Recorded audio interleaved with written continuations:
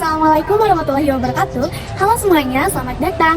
Pada presentasi video kami hari ini, saya Yasmina Plana Habibah akan memandu kalian mengenai topik yang menarik dan relevan. Di sini saya akan memandu kalian agar menjelajahi lebih dalam mengenai novel klasik. Nah, pertama-tama kalian pasti tidak asing kan dengan novel? Novel berdasarkan kebenarannya terbagi menjadi dua, yaitu novel fiksi dan novel non-fiksi. Novel fiksi merupakan novel yang bercerita tentang hal fiktif atau hayalan yang tentunya tidak terjadi di dunia nyata. Sedangkan novel non-fiksi merupakan novel yang bercerita tentang kejadian nyata, biasanya berupa sejarah atau pengalaman pribadi seseorang. Lalu novel berdasarkan ceritanya terbagi menjadi ke dalam beberapa jenis, yaitu ada novel romantis, novel komedi, novel petualangan, novel filsafat, novel misteri, novel horor, novel sains, dan novel inspiratif. Nah, supaya kita lebih paham tentang materi novel klasik, yuk kita simak videonya.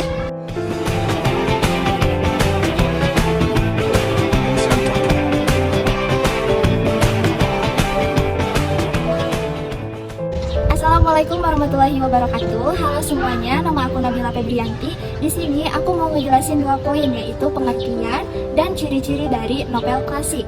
Jadi, apa itu novel klasik? Novel klasik adalah novel yang sudah berusia sangat tua, tapi penokohan dan alur ceritanya tak lepas dari waktu. Kemudian ada 5 ciri-ciri, yaitu yang pertama, waktu penulisan novel klasik ditulis pada abad ke-18 hingga pertengahan abad ke-20.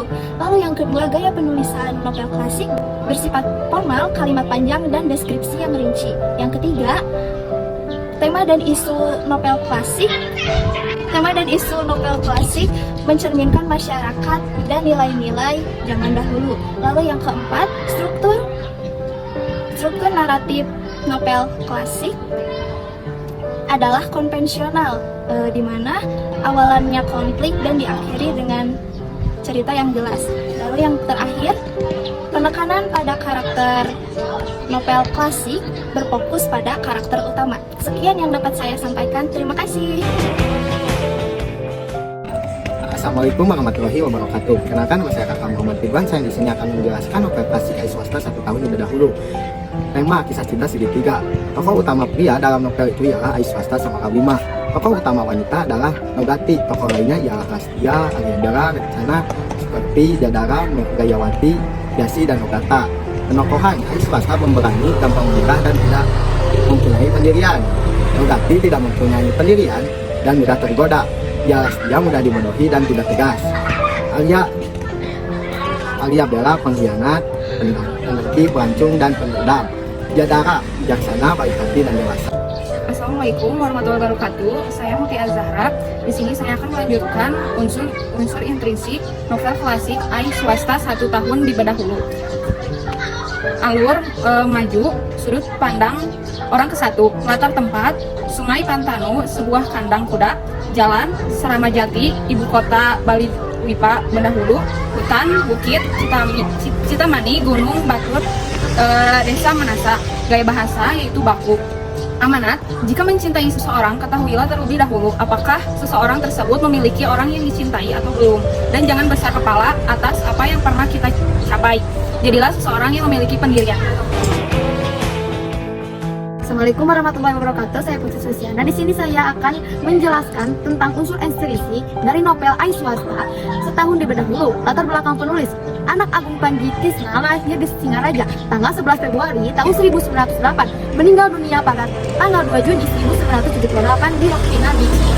Beliau menempuh pendidikan di HIS Singaraja, Mulo Batavia, belajar bahasa Inggris di Surabaya. Nilai moral yang dapat diambil dari cerita ini adalah jangan besar kepala atas apa yang pernah kita capai, dan jangan jadikan pencapaian tersebut sebagai cara untuk memikat hati seseorang. Nilai agama yang terkandung dari cerita ini adalah harus menerima takdir yang diberikan oleh Yang Maha Kuasa. Keunggulan dari cerita ini adalah alur ceritanya tidak mudah ditebak, banyak nasihat dan pelajaran yang dapat diambil dari ceritanya. Kekurangannya adalah bahasanya kurang dimengerti, alurnya berat, dan nama tokohnya susah untuk diingat. Sekian dari saya, terima kasih. Assalamualaikum warahmatullahi wabarakatuh. Perkenalkan, nama saya Anggi Maulani. Di sini saya akan menjelaskan novel klasik ai swasta 1 tahun dibedah hulu. Saya di sini menjelaskan 2 poin, yaitu yang pertama poin abstrak, tambah payah sudah sebab sehari-hari berjalan kaki tengah jalan, hamba melihat sebuah kandang kuda. Hamba masuk ke dalam, lalu hamba duduk di dalam tempat rumput. Setelah hamba pasang tutupnya, hamba pun berbaring di situ.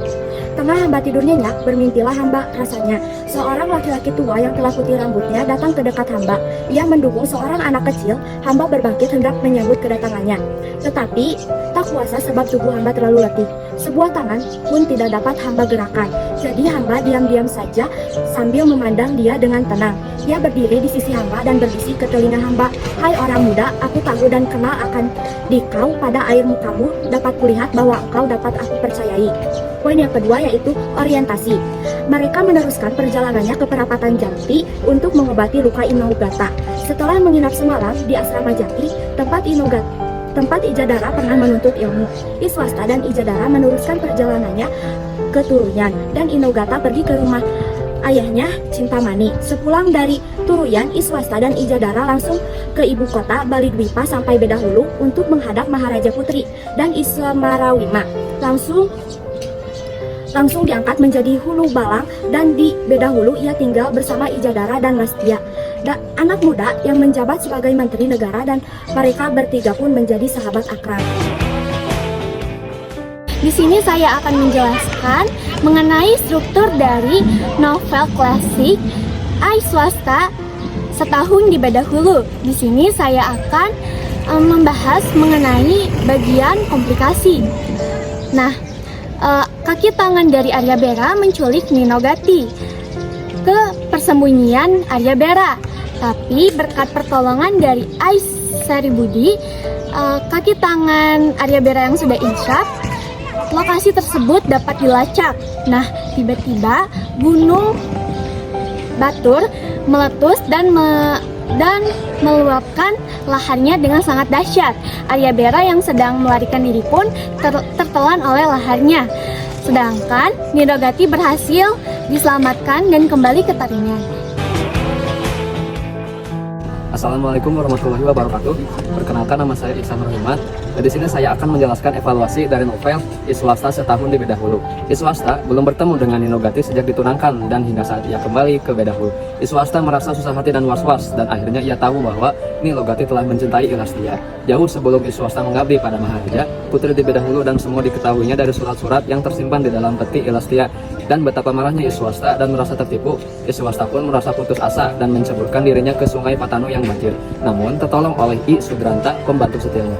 Keesokan harinya, setelah sadar, Iswasta mohon berhenti dan layu dari Lasikar, pengawal Maharaja Putri, lalu bekerja di tambang emas. Namun ia tidak betah bekerja di sana hingga kembali ke desanya Manasa.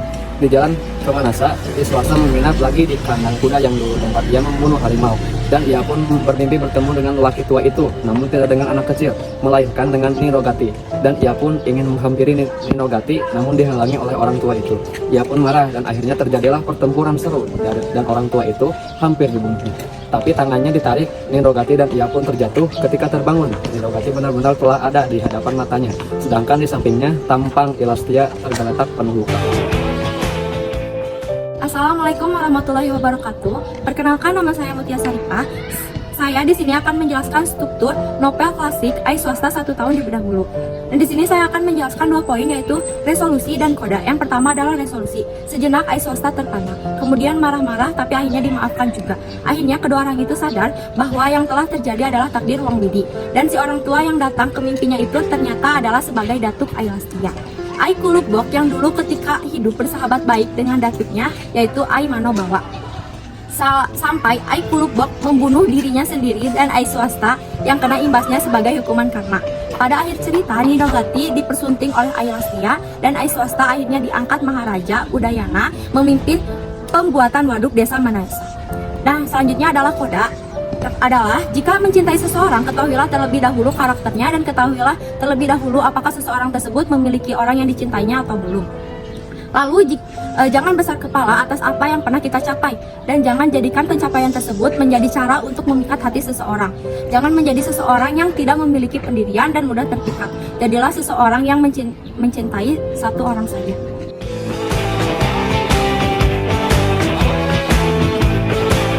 Nah, hanya segitu saja yang bisa kami sampaikan mengenai materi novel klasik I swasta setahun di beda hulu. Terima kasih telah menonton video kami. Jangan lupa like ya teman-teman. Sampai jumpa di pertemuan selanjutnya.